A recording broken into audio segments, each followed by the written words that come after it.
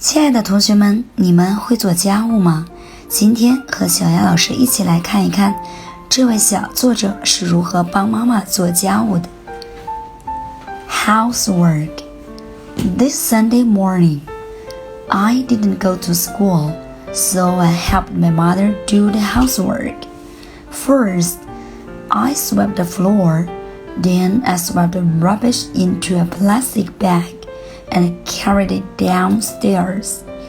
Then I put cleaning tools in place. I found 2 rugs. I used one to clean tables and the other to wipe the windows and doors. Though I was wet with sweat, I felt very happy.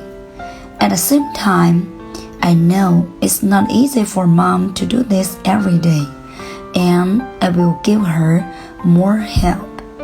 喜欢小丫老师，记得双击加关注，每天一起学英语。